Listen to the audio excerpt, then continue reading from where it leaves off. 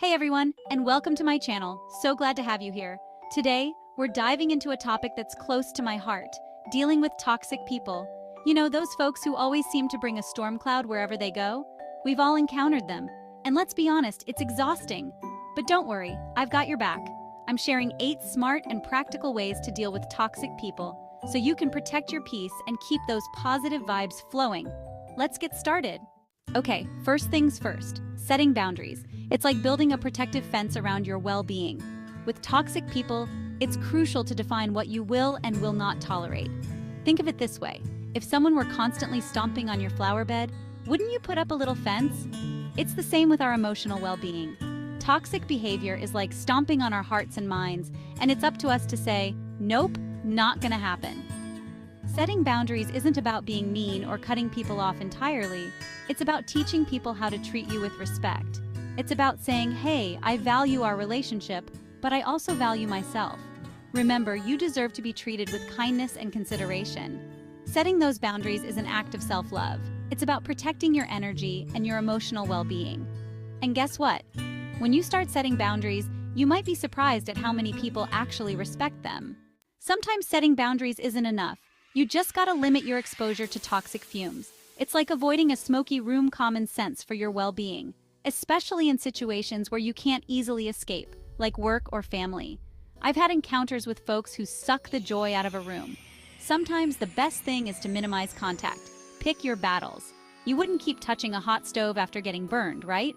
Learn your lesson and keep your distance. It's the same with toxic people. Strategize to minimize interactions. How can you minimize interactions without disrupting your life? Keep conversations brief and to the point. Avoid after-work happy hours where toxicity flows. Get creative and protect your peace. This one is huge, folks. Staying calm in the face of toxicity is like having a superpower. You know those superheroes who can stay cool as a cucumber even when the world's falling apart? That's the energy we're going for here. Because let's be real, toxic people often thrive on drama. They love to push your buttons and watch you react. It's like their own personal reality show. But guess what? You get to decide whether you'll be a guest star or not. When you refuse to play their game, when you stay calm and collected, you take away their power. It's like taking the batteries out of a remote control. They can press the buttons all they want, but nothing happens. Now, I know it's easier said than done to stay calm when someone is pushing your buttons.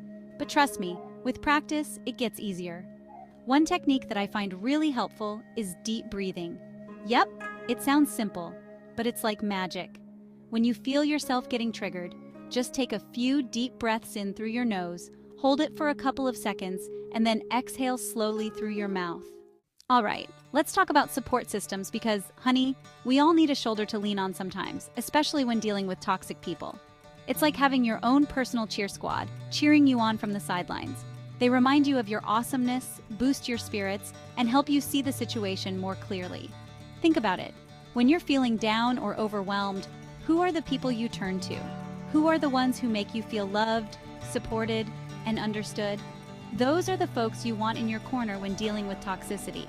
Now, your support system can include anyone you trust: friends, family members, therapists, coaches, even online support groups. The important thing is to have people you can confide in, who will listen without judgment and offer encouragement and advice.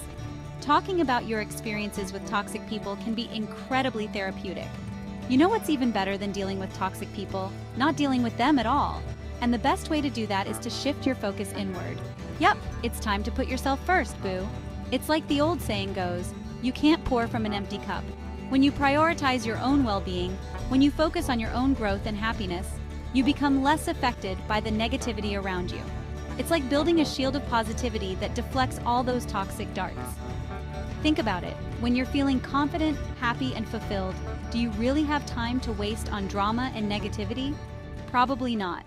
You know, sometimes we forget that communication is a two-way street. We might be really good at listening, but not so great at expressing ourselves clearly and assertively. But here's the thing. When it comes to dealing with toxic people, clear communication is key. Think of it like this. If you're playing a game without any rules, it's going to be chaotic, right? Everyone's going to be running around doing their own thing and nobody's going to have any fun. But when you establish clear rules and boundaries, the game becomes much more enjoyable for everyone. It's the same with relationships. When you communicate your needs and expectations clearly and respectfully, you're setting the ground rules for healthy interactions. You're letting the other person know what you will and will not tolerate. Now, I'm not saying you need to be aggressive or confrontational. Okay, let's talk about the elephant in the room.